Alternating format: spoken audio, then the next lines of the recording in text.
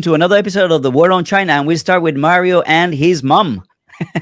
Ladies and gentlemen, welcome to The War on China, episode 23 live stream. Hang on, I'm on live with my mom because it's my mom's 84th birthday. Mom, happy birthday all across the whole wide world, all the countries of the world through YouTube live stream, celebrating your birthday together with your favorite middle son. Sing it in Chinese. 祝你生日快乐，祝你生日快乐。Joyeux anniversaire, joyeux anniversaire. Feliz cumpleaños a ti. Okay, now we got big China problems. Let's get to it, Fernando. Seriously. Okay, so here we go, guys. Man. This is. Let's start with the downfall, the downturn on China. China urges Evergrande, the founder, to pay debt with personal wealth. How's that for capitalism, huh? Mario. Please go to my tweet. Go to my tweet. I didn't give a chance because I sent this out just before the show. China versus America. You're rich in China. The government is now realizing they cannot follow this insanity of corrupt Western capitalism that's ruining the world. Now they're realizing this. You cannot do it. You cannot do it. It's the message from China now is crystal clear. Xi Jinping and his government becoming the model for proper governance across the world. You're rich, and you're in debt. Pay down your own freaking debt. In America, we're not going to bail you out. In America, you're rich. You get government subsidies and bailouts, and you become worth even more rich. All the while, the people struggle with the fallout of your mistakes. There you go. Elon Musk is now nearly 100 billion richer than Jeff Bezos, and his net worth is on the cusp of hitting 300 billion. Just that one person. 300 billion. This is insane. This is capitalism out of control. And these are the people that don't pay any taxes. Well, that handle the loopholes in the regulations that are written by the people in the Senate that they pay, so that they have to pay very little taxes. It's a game rigged for the 1%. And here in China, it doesn't work like that. And just because it's different, it's the reason why China gets attacked. This thing on Evergrande is fantastic. Like, hey, you messed up, you're in debt, you pay for it. Yeah, and we will force you to pay for it. Yeah, he knew he was messing up. Ladies and gentlemen, let's get to some serious economic points. All the banks, all the real estate developers, all the big companies in China, they're in constant communication with the government, as they are in the United States as well. And but here the government tells them, hey, you need to straighten up your books, your balance sheets. They are looking ugly. You're putting the country at risk. We're not allowing it. You need to straighten up your accounts. You need to reduce your risk levels. We're looking at on your balance sheets. The government told the real estate developers this well over a couple of years ago. Many of them got in line. Evergrande didn't. You didn't. You get burned, and then you expect the government to bail you out? No, I don't think so. All right. We're going to talk a little bit about this. COVID in China is fall 2021, and how it's having repercussions not only on the economy at large, but in everyday decisions that people make and things that are taking place. So what do you bring us into how this new... It's not really an outbreak, because when you're talking about 17 cases, 20 cases, the media likes to present it as, oh my God, COVID is back in China, is going to be the end. The truth of the matter is that when you have those cases, they take very serious measures and they just nip it in the butt. It's over in 2 weeks. But those 2 weeks or 3 weeks have an effect on people's daily lives. So why don't we talk about that for a second? And if you want me, I can start talking about some of the things that have happened to you and me because of these new few cases that have sparked around the country. So tell me. Yeah. That's right, Fernando. Hey, everybody. The issue is, Fernando, we're going to tell you what's really going on. I mean, we're here on the ground in China. We're both, between the two of us, we're pushing 43 years here in China. We're here with Mm, our families. We're here with our businesses, and these are the realities. And what I just popped into my head when you were talking, Fernando, we got a problem, a bit of a problem. And you know what it is now? This 2 weeks. This 2 weeks is a miracle. Okay, breakout in China, Fujian province. 2 weeks. Breakout in gone. Nanjing, 2 weeks. Breakout in Harbin, 2 weeks. Now another breakout. Believe me, it's in 10 different provinces. So what? Every individual province knows what to do. So 2 weeks, no matter what. So that's the reality. But now we got a problem. And this popped into my head while you were talking. It's a rolling 2 weeks. In other words, every 2 weeks, there's a new 2 weeks. Hmm. Think Yeah. about that for a second. So that's really having an effect on the economy. It's affected me personally. Fernando, if you'd bring up the concert, the Sunday concert, folks, this Yeah. affected me personally. Uh, as you know, besides my work as a voice in China and in the media here, that I'm also a musician. And I've worked, for example, here. I've got this fantastic series of jazz piano dinners I do with the top hotel chain here in China, the Shangri-La hotels. These are expensive events, $700 a pop per person for a gourmet dinner, and with me playing the piano, cooperation with Shangri-La hotels. This is fantastic, and I've done several of these dinners. And the next one, please, Fernando, the next one that I was involved in, and I was very excited about it. Fernando, the Which is next flyer, the red looking one, the concert that got canceled. Oh, sorry, I didn't upload that one. But this is one of the Ah, examples of, ah, of things that are getting okay. canceled All right. So because of another, this okay, COVID things. you didn't upload that one. Okay. So it's okay. Let me explain to everyone. Right across from my house, it was my dream here in Shenyang, finally to be invited to perform as part of a concert at the beautiful Shenjing Diamond Grand Theater. That's the brand new, beautiful, literally looks like a diamond, glass, one of these modern things you'd think you'd see in the world. Amazing structure, all glass with angles shaped like a giant diamond, the Grand Theater. Now, I had performed in the Liaoning Grand Theater 10 years ago. I did a piano concert. That's the old traditional Grand Theater downtown. So I was excited. Finally, I said, we came back to Shenyang 3 years ago. I always said to my wife, finally, I would like to get invited to play at the Diamond at the new Grand Theater. I finally got invited. I was so thrilled to death. We were going to be rehearsing this week, playing with a bunch of other famous Chinese classical players, blah, blah, and then, boom, canceled. The word come down because there was a senior group out of Shanghai. They were touring around. Mm, And then they go back to Shanghai and COVID positive.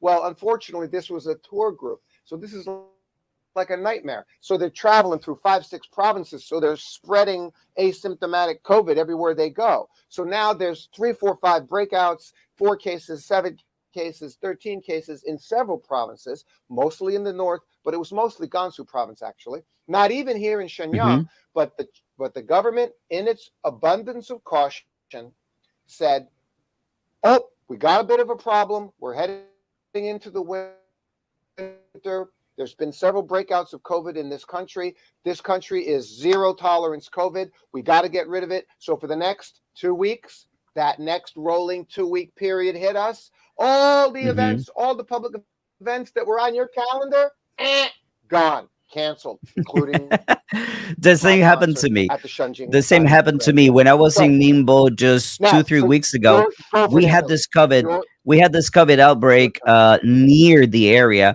and I was scheduled to go to Shanghai and actually meet Jingjing from CGTN, which I was very, very looking forward to doing.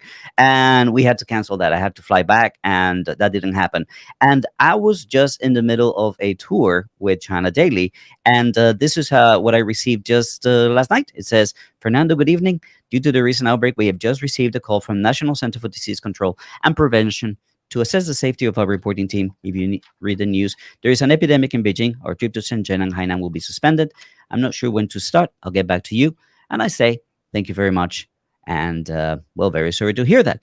So, That's what happens. They take it very seriously. They don't make favors. They don't do it.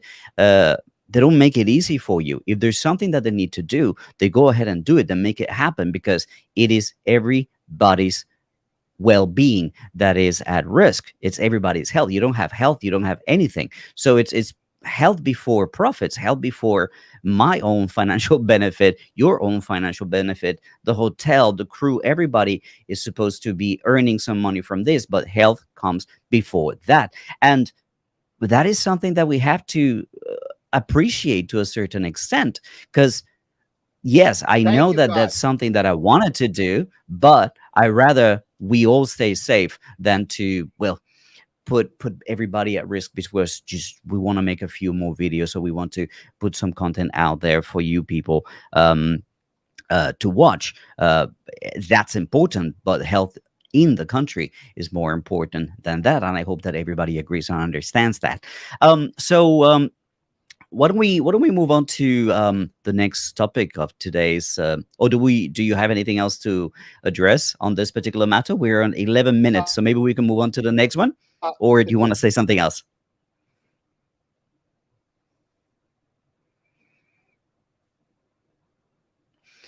Mario, you're breaking Depends on up, what you so depends on what you're going to say next. What are you referring to? we're gonna go to Nike. What are you referring to? Well, I wanted to go to Nike and talked about this guy, Kanta. You let me know if we have to go back to the topic, but I Back. wanted to show you some of the things that this Are we person has back? been Are you saying on back? Twitter. Yes, I'm with you. I'm with you, Mario. Okay. Are we back? Are we both back? Okay, good. And you Yes. want to go on? And you want to go on to Ennis Cantor? Okay. Before we go Yep. on to Ennis Cantor, let me. I would like to summarize the previous section because this is Okay. very, very important, and I want to say this very clear. I want to say this very clear to everyone. The question, what Fernando and I were doing here was confessing. We're telling you, without a doubt, on the ground here in China, that there are some negative impacts economically. No doubt about that. However, we want you to get a clear understanding of what those things are, not an exaggerated, ridiculous understanding. Because anything you hear in the West is nonsense. Anything you hear in the West is exaggerated, and it's exaggerated to the negative, and that's the bias. And it's always distorted and not accurate. There's three main things happening now. And what Fernando, and I know he agrees with me, want you to Mm, understand clearly. There's three major headline pressures now that are related to China. One is they're telling you the property market is collapsing. Evergrande, mm, blah, blah, blah. Other property developers, blah, blah, blah. This is nonsense. You need to know exactly why this is nonsense. Number one, because the capital structure, the bank structure, and the government structure here is completely different than it is back in America. Okay. There is no bailouts and there is no calling these debts by the government. It doesn't work that way here. This is point number one. Point number two, you need to understand no matter how bad you're being told it is, the amount of mortgage in debt. Oh, do I need to focus? The amount of mortgage. There we go. The amount of mortgage in. Geez, am I not getting a good focus here? The amount no, I of think it's mortgage the in. internet. Seriously, I look blurry on my side? No, I'm I looking think it's blurry on just my the side. That's kind internet. of weird. Are we okay? Am I okay now? Okay. The amount of you need to know the amount of mortgage indebtedness is very, very low compared the amount of mortgages that people have on their homes. So people don't have that pressure. They're not maxed out to the hilt on their mortgages. Okay. You need to understand that about the households. So whatever's going on in the property market, we're not saying that doesn't mean that there's not a downturn or negative pressure on property prices. But I'd like you to imagine that your house was worth $80,000. Okay. You with me? Mm, I'd like you to imagine that your house was worth $80,000. And yet, I know you feel that way, and that's crazy, but it happened in the United States too. Steve Jobs' parents' house back in the 60s, they bought it for $30,000 in San Jose area. Okay. It's now worth $2 million. So it's the same thing in every country. So I get it that 10 years ago your house was worth 80,000 and now it's worth 800,000. So I'd like you to imagine that there's a property collapse. Collapse. What's a collapse? Say prices go back down even 30%. That's huge, okay? And it isn't going to happen. So the value of your $800,000 house crashes 30% because there's a property bubble, and it crashes. Your house that was worth 80,000 is still now worth 550,000. That's Mm. not a huge problem because you don't have the mortgage. Okay, so relax. This is number one. Number two, the other area where China's economy is under pressure is what Fernando and I just described to you. Yes, because there's this rolling 2 weeks across the country, and they cause things to get canceled. Big events like I want to do more. The hotels, they want to do the dinner event with me. They want to do the dinner event, 30, 40 people having a lovely dinner. And everybody's like, no, we're afraid to even promote it because we're scared it's going to get canceled. Sure enough, these things get canceled. Fernando, you're affected by things that have gotten canceled. Obviously, if things get canceled, it puts a depressant effect on the economy. Yes, it's real, but no country is capable of these things in the world better than China. In China, if you suddenly lose your work or lose your job, your rent isn't $2,000 or $1,500 a month. You can go rent in China for $100 a month and live in a Mm. comfortable local urban apartment. You Have your shelter. need to understand you have your shelter, you have your inexpensive shelter, you have your inexpensive food. So if you do hit a downturn in America, you are really screwed. You are out on the street. And this is what's going on in LA, right? Here in China, that's not what's going on. Because you have your low cost of living, including shelter, low cost. You could live on 20 RMB, $3 a day for food in China and eat well. And This is point number two. there's Go something ahead, Fernando. that a lot of people don't understand when it comes to China's finances. The fact that, for example, here people don't have student loans. I mean, student loans are not a thing. You don't need them because you pay 7,000 RMB per term, or $2,000 a year, including tuition and accommodation and food. So nobody carries the student loans. Nobody carries, for example, a credit card. Credit cards are not used here very often or very commonly. So these types of debt that account for 60% of debt in the United States, those are just mortgages, student loans, and credit card. Those are the three main carriers of debt in the United States. Those don't exist here in China. So that makes the economy of China a lot stronger, more resilient, and yeah, very different from America. Mario. Absolutely, Fernando. I just want to clarify a little bit. Credit card debt is popping up there, buddy, here in China households. Just so you know, it is popping up. But American credit card debt is now at an all-time high again. Everybody's maxed out. Here, not even close to that. Lastly, we add to the piece of the puzzle, you don't need a $500 or $300 a month expense to own a car here in China because you've got the most amazing public transportation system in the world. For $30 a month, you can get anywhere you want in the whole damn city. And these are the realities. Yep. So this, you got to understand, China can accept the downturn economically better than the West can. And this goes for Europe as well. Third and final point for you to be aware of is, yes, it's a problem, but it's already being solved. That is the third point here on China disasters is, no, it's not a disaster, and that is the energy market. You probably don't know that coal prices went through the roof. They went through the roof. It's a crisis. It's Australian. Coal prices have already plummeted back down. Down. You haven't heard that. I think this is probably the first place you've ever heard it. The government has already, again, the 2 week to 1 month window, things get handled here. The energy crisis is being well managed already, and I think you've heard it here first from me and Fernando. So, no, folks, downturns and problems in China are not disaster. Fernando? Any kind of positive news just gets downturned, and any kind of news is turned negative. I finished just watching a video from Nuritaki, which is fantastic, talking about Amnesty International leaving Hong Kong. And one of the things that all Western media failed to report is that they left voluntarily. They left voluntarily, but that was not mentioned in the reports. And nobody mentioned how the Indian government actually went after Amnesty International just last year, freezing all their bank accounts and really pushing them out. But that's not an anti-China rhetoric, so nobody's really talking about that. Now, these people with enormous debt, up into That's 17 right. billion pounds in debt, are forced to close because of their mismanagement of their own finances, but they make it sound like, oh, it's the national security law and this is why they need to leave. And they present themselves as, well, the goodies, when in fact what they're trying to do is just channel money into Hong Kong to trying to interfere in local politics. There was this Chinese guy, very very popular on Twitter, sending out information saying, oh, we are being oppressed, and he was trying to get people to rally around Hong Kong independence. And it turned out to be a white guy from America called Brian that used to work for Amnesty International. So that kind of stuff is just not gonna fly. And that's all the news that you get. You get the news telling you all the things that are horrible about China. But when good things in China actually take place and the government does what needs to be done, they don't get any airtime.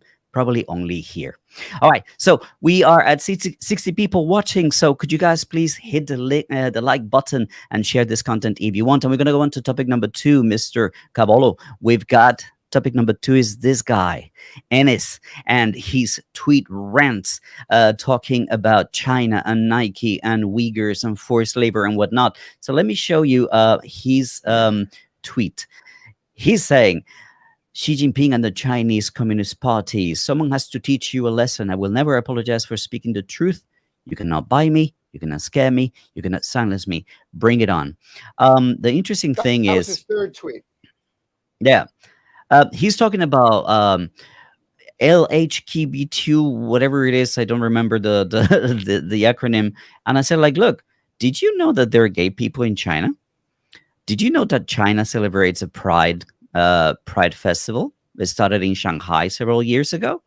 I'm like, what are you talking about? I mean, he talks all kinds of nonsense. So when he's doing his videos, right? I said like, hey man, bring the script closer because you're skipping some words, and here are my old eyes playing tricks on me. But all he says, he doesn't show any proof of what he's saying. That's the really upsetting thing. He's just parroting things that he's heard or that somebody has told him to mention. Here he is. To the owner of Nike, Phil Knight, how about book plane tickets for us and let's fly to China together? Yes, because he is ready to have 14 days of quarantine coming into, sorry, 21 days of quarantine coming into China, and probably 14 days going back to the United States just to go on. Try to visit these slave labor camps. Try to visit. So this prompted me to ask him this interesting question. I said, like, hey, you say try to find these camps. Have you seen these camps? Have you been told about these camps? By I whom? Any source not connected, financed by Defense Department of MIC? Any source without motivation to lie, like Tersane? It's called evidence. When you have a loud voice and zero evidence, you become a warmonger. So that's my tweet to this guy. What's your take on this guy, Mario? Well, again, Hello. I'm to the point where I just wrote to this guy directly, and there's got to be a legal way to eventually stop these people, because these are, in this case, you've got a celebrity who wants to sell his sneakers. I mean, this is just incredible. You've got a basketball celebrity who, by the way, watch list for violent uprising.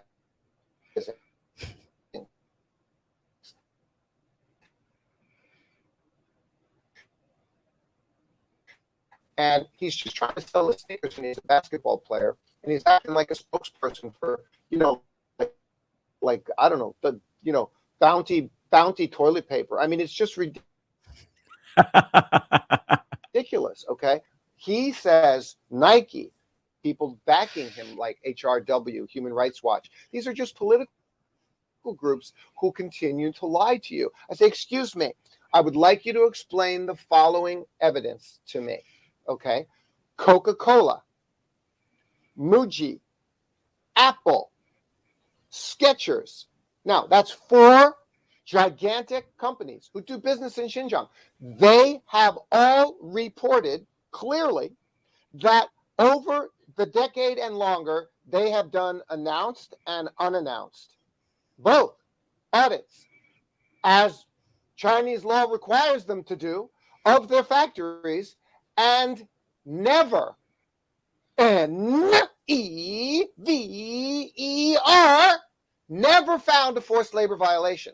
So what are you, a basketball player selling sneakers, doing saying this, but you're using Nike as an example? You think Nike found forced labor violation? Did Nike report that it found for these companies are required by law to do audits? Okay, I can't tell you what I want to tell you next because it's too private. Okay, the certain executive of a certain company of a certain chamber of commerce in the most certain biggest city in the whole wide freaking world, in a certain country called China, of a certain beverage that everybody drinks, said, "Are you crazy? Do you know what the Chinese government would shut us down if that was happening? They'd shut them down. It's that simple." And yet you've got this basketball player selling sneakers trying to say to you, yeah, in China here, all these companies are running slave labor. When we have the exact, absolute, evidently observable, I love teaching you this word. Does everybody remember the word? Apodictic, evidently, observably, certain, and known. End of discussion. Okay? And yet you've got these guys like populist, like doing a freaking infomercial, Fernando. They're like doing an I have infomercial. a What the hell is theory. up with this? What else is to I say have a about it? theory, man, because I've seen a lot of pictures of this guy Esner with John Bolton, with Pompeo, with a lot of people high up in government that concoct a lot of theories. So basically, Yeah. kind of like very connected with CIA. And here's a theory. Here's something that I was thinking about this morning. Do you reckon Nike, once a company gets big enough and becomes international, doesn't get a visit by the CIA? Doesn't get like, hey, we know you're doing this, we know you're doing that. We Wow. need to create some kind of connection, some kind of contact. So what if CIA is behind all this and then saying, okay, we need to disrupt China. So you, Esna, who we have pictures and evidence that you've been talking to people in government, how about you start this bullshit with Nike? And you, Nike, you're gonna take it this time around. You're not gonna say anything, and then we're going to help both of you just get a little bit more relevant, get a little bit of air media time, and we get to disrupt China. Is it plausible? A Mario? very good point. Nike's no. Nike is silent on this. This is a very this is annoying. Nike is silent on this because all these other major companies came out and said, "Hey, we've never found forced labor violations. If we did, we would be in huge trouble by the Chinese government. The Chinese government is the one who protects the Uyghurs from these things by corporations. You can't get away Mm, with it." Okay, yep. so but Nike's hasn't come out with a response on all this. Now that Well, I think remember about it. that writer that actually wrote a book and said on Fox News that Coca-Cola was using slave labor in Xinjiang. You remember we did the piece on that, and we called out on Coca-Cola and Coca-Cola lawyers to actually get to action, but they didn't. I mean, this is the weird thing. This is why gives footing to my theory. Is everybody being just steer and strong to the Playing their CIA? part, playing their part. I mean, you're gonna take the heat right now, what this guy is saying about Nike, but in the long run, you'll be fine. We'll take care of you. We'll sort you out. So it makes absolutely no sense that Nike doesn't come out of their offices and said like, "Hey, this is not true. This is not what it is. This You is better shut up." disturbing. I mean, yeah. This is So disturbing. um, You brought this up. This is very disturbing. I hadn't thought of it till you just mentioned it. Thank you. I'm going to follow up on this. I'm going to send some. I'm going to try to reach Nike and see what they have to say about this.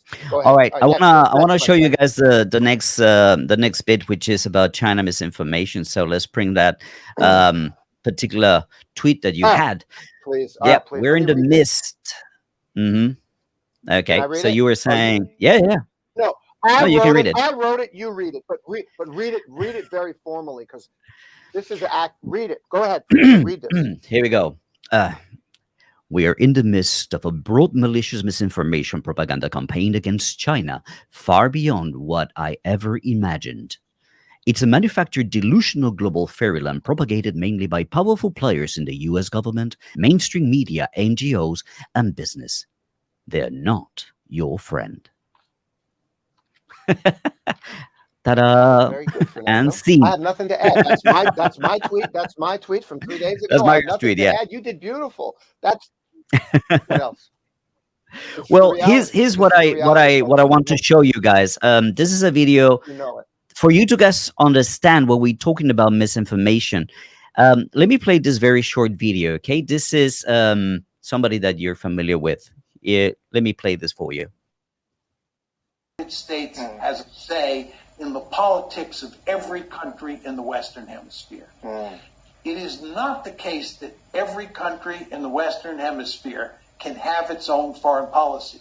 If you decide that you're going to have your own foreign policy, you are going to pay a really serious price. And if you have any doubts about that, look at what's happened to Cuba since roughly 1959. The United States. So, guys, what is this person saying right here in public, in the public eye? Western countries do not get to make their own foreign policy decisions. They do what we tell them. Think for a second, please. If this is what they're saying in public, how far up America's ass do you think Boris Johnson's head is? How far America's ass do you think the Australian government is? How how far does this go? How sold out has your government in Australia, in the UK, in France, in all these countries that support America have been? This guy is saying out there in public, your governments do not get to make policy decisions that we do not approve of. WTF, man? And you are okay with that? You, the viewer, the normal person walking the streets, you're okay with America telling you that they are dictating what your government does or doesn't do? What have you got to say about your own country, your own democratically elected governments? Puppets, puppets. That's what your governments are. So perhaps fix your in house issues in terms of who you elect before you try to fix a country that is sorting out all the things that are being thrown at it as China is doing. Mario. Their attempts to control China in the same way is what this is all about. And their attempts to control China and bring China under their imperialist thumb began 70 years ago with the Korean War. I played MacArthur in Crossing the Yalu River, which was a pivotal thing that happened in my quote career on the entertainment side as an actor and entertainer, piano player. They asked me to play MacArthur, as a result of which I did research. I refer everyone to James Bradley's history. What an amazing historian this guy is. Watch James Bradley's YouTube video of his book. He does a book lecture, like I've done as an author on China. He did his book lecture of the China Mirage.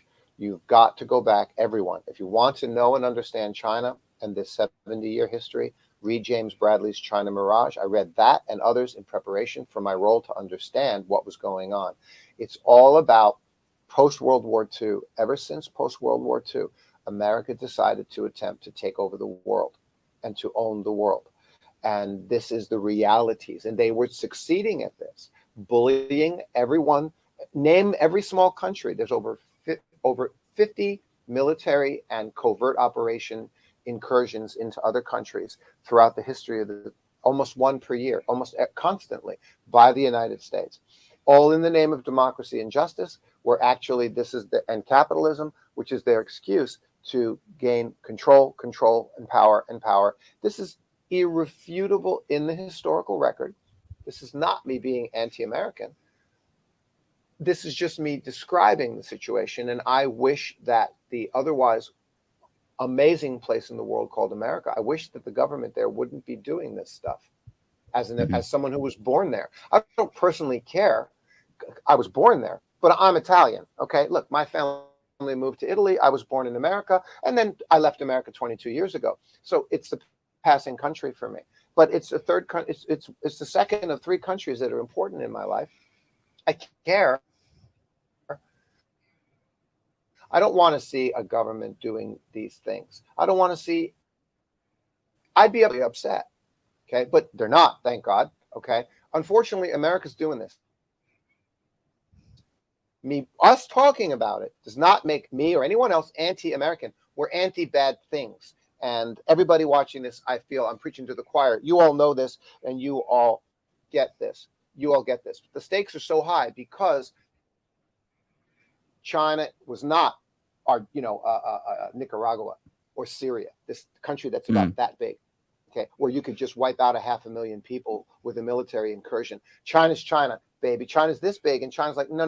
We're doing things our own way, and they've completely and utterly failed at trying to bring China under their imperial thumb, and that's the problem. But it's good for the world. The world needs a multilateral world and a country like China who cares about common prosperity, who's applying far more socialism than capitalism to help create an equal society in there. And now.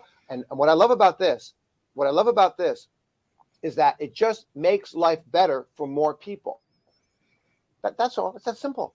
Mhm. It's just Yeah. like, you said earlier, Fernando, the whole capitalist system is rigged for the benefit of the 1%. Capitalism, democracy, freedom, and justice, all of it is just nonsense political propaganda, completely the opposite of the reality, where it's not to benefit the people for their freedom. It's to benefit the 1% to continue controlling everybody. And the proof is in the pudding that it's gotten worse, hasn't it? It's actually gotten worse, not better. So if they really cared about you and you in your country as a citizen, wouldn't the life of everyone in the country have gotten better throughout the world? And that would be proof of their true. Wouldn't that be proof of their? Wouldn't the actions that they took to improve the lives of people all over the world be the proof of their true values? Don't you act in a way that supports your true values? Well, on that basis, we know their true values, and it's a very ugly and unfortunate picture. And they completely and utterly failed in trying to bring China into and become part of that. That's the reality. There's a comment that I want to talk about. Somebody commented on this live stream saying that the world is starting to see what America really is about. How come Western cities and Western population in America, for example, they're struggling to the point where there are people being on the streets, and all we see from China is prosperity? Where's the disparity? I mean, you cannot cover the sun with your hands for way too long. At one point, you start to see the truth, you start to see the light.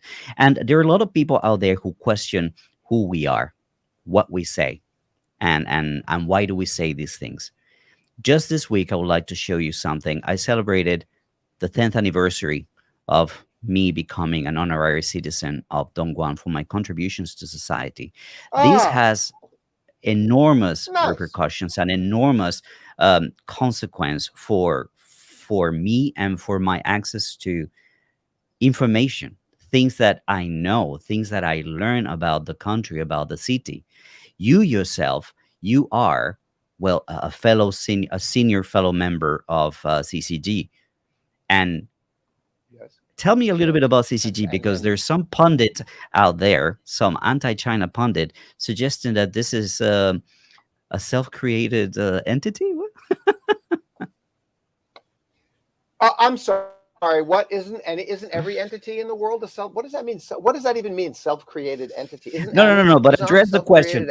Did you create CCG? Did you start CCG? Is CCG your creation? It's just amazing. It's just unbelievable. Of course, the president of the Center for China Globalization is Wang Huiyao, and it's not you. Several weeks ago, I was asked. So he was wrong. Yeah, she was. Well, he's a former standing committee member. And what is CCG? I mean, just it's like you take an organization loaded with some of the most experienced, educated, and respected people in and out of government, and that's who they are. Now, most importantly, is to understand that Center for China Globalization is a non-governmental think tank. It's not a government think tank. It's a non-governmental think tank. And so Hmm. what is the whole point? The whole point is to foster and promote and continue pushing along all the positive developments of China, and China, as all of those positive developments are deeply and broadly intertwined to the entire cause and concerns and interests of the whole globe, the whole world, right? So, I mean, because of what happened to me with my article, I had done some great research, and with a couple of million reads there, and how many hundreds of millions of reads inside China of my article. So then I was honored, because they said, look, you did some great research there, some great insights, and they invited me to be they added me to their list of senior fellow researchers, and Huawei added me to their list of thought leaders as well. Huawei, another great company, again, fighting the little signal problem on my Yep. screen. Am I back? Signal Hey, you're problem back. on You're the back. screen. Am I back? As well. Huawei as well, another great company, and they invited me to be on their thought leader platform. What, Fernando? Oh, Yep. hold on. I made a mistake here. Hold on 1 second. Hold on. It's okay. All right. So let's go to I popped my wire out. Yeah. We good? Okay, so we're good.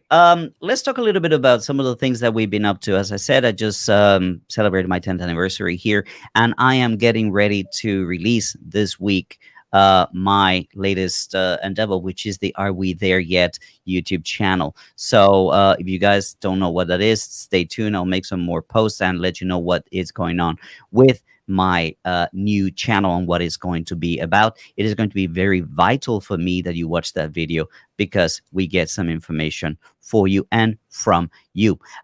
From your side, Mr. Cavolo, what is this picture we're seeing? Yeah. And by the way, Fernando, I told you from the very beginning, I love the title, and I know what you're doing.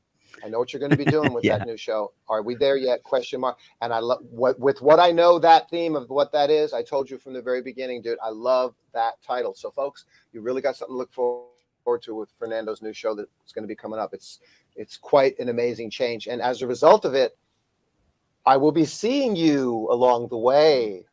Never mind. Here. Right. You and I know, right? I'm not going to say. And in the meanwhile, I will see you there at those grapes. I will see you there. Look at those grapes, folks. I can't tell you. Imagine, someone takes you to this secluded villa. The thing about Liaoning province is from 39 to 43 degrees north latitude across the geography of the globe, the strip like that around. And 41 degrees north latitude is known to be the perfect geographical region to grow ice wine grapes.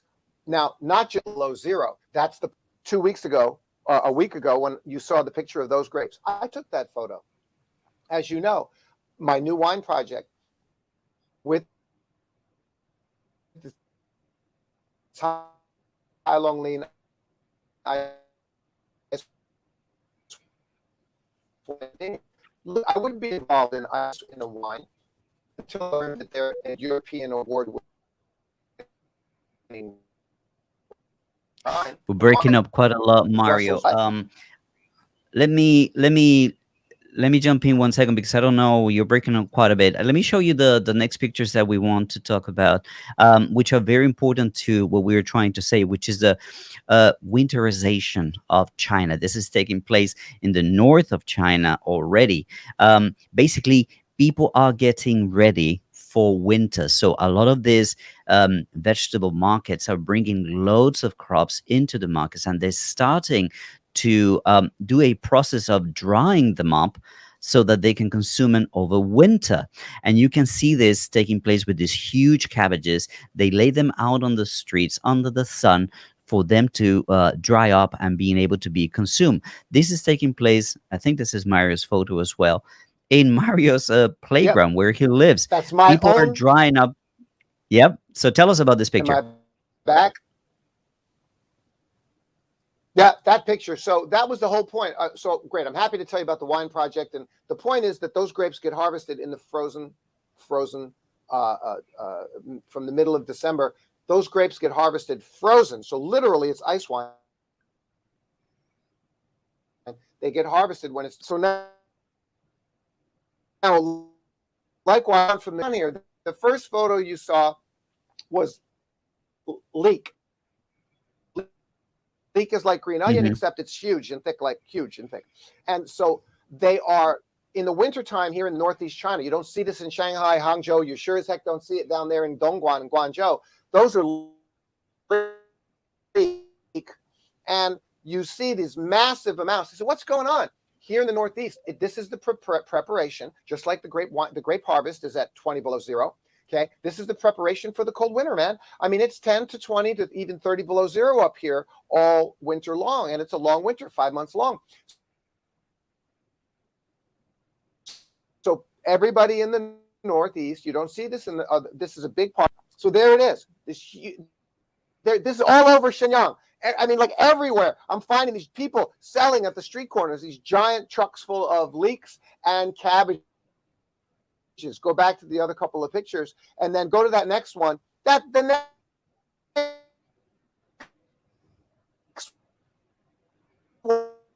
one. This is the in my yard. Go to the next picture for now. That's the play area. You could barely up above. That's the play area where the kids, and this is where the parents sit down. You can't even sit down because all the people buy for their houses for the wintertime storage. They buy their cabbages and they sit them down on all the chairs all over the freaking garden in my backyard. So I can't even sit down. I'm going to sit down on top of the cabbages, and they dry them. They're letting them sit there for like a week to dry out. And then they're like a preserved vegetable all winter long. So then what happens? What do? You take a nice piece of pork with some meat, some fat, or a nice chicken or whatever it would be. So beans and water and garlic and spices, and you cut up some pieces of that cabbage, you put it in there, and you make a fabulous soup, which we call here in the winter, we call a duin. Duin is Chinese for stew. So this is what's happening, the winterizing and the prep for winter. Hopefully it's not going to be too bad with what's going on with little Delta outbreaks